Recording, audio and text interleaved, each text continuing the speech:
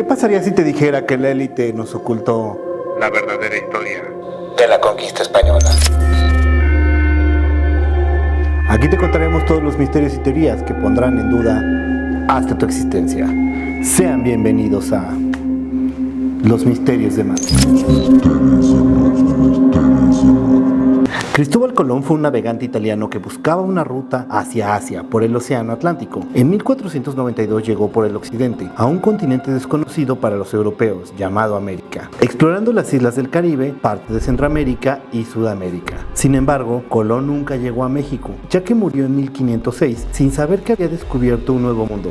Hernán Cortés fue un conquistador español que en 1519, desobedeciendo al gobernador Diego Velázquez, partió con 11 barcos y unos 500 hombres hacia la costa del Golfo de México, y no se iba a detener hasta verlo con sus propios ojos.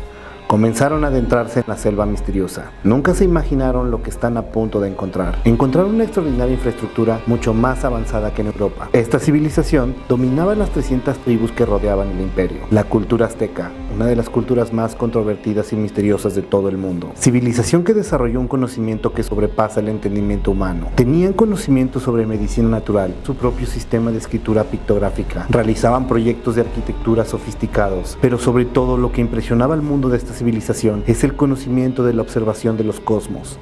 Eran unos astrónomos extraordinarios, porque de ello dependía su supervivencia. Tenían que estar al pendiente de las estaciones del año, los solsticios, los eclipses lunares y solares. Hay un punto terrible en la civilización azteca, que era su religión. Desafortunadamente era una religión sangrienta. Su dios principal, Huitzilopochtli, el dios de la guerra, que en realidad siempre fue un demonio, un caníbal, quien les hizo creer que el mundo se acabaría si no lo alimentaban. Los aztecas estaban convencidos de que para que volviera a salir el sol al día siguiente, necesitaban alimentarlo con las entrañas de sus víctimas si no querían que se los comiera el sol. Para ellos era un ritual sagrado el sacrificar seres humanos. En un determinado templo había un ídolo en honor a Huitzilopochtli con la boca abierta. Cuentan los cronistas que se escuchaba una voz demoníaca a través de aquel ídolo que pedía víctimas y que tenía una sed de sangre insaciable. En las crónicas de Hernán Cortés y sus 500 soldados de 1519 se dice que el propio Hernán Cortés agarró un martillo y destruyó a aquel supuesto ídolo, horrorizado por lo que estaban viendo.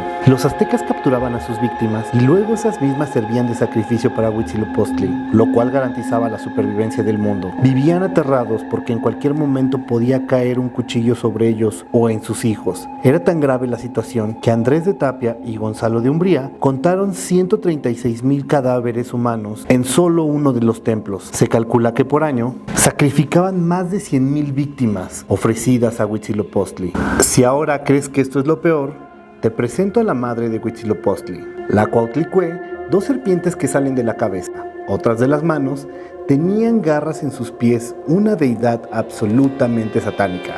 Para saciar a este ídolo, sacrificaban a las madres embarazadas, le sacaban los fetos, disecaban las cabezas cortadas de los fetos y con los cráneos adornaban a la Cuautlicue en forma de collares. Su templo se encontraba en el monte Tepeyac, lugar donde la Virgen decide hacer aparición con el nombre de Tecuatlazupe, que significa la que aplasta a la serpiente.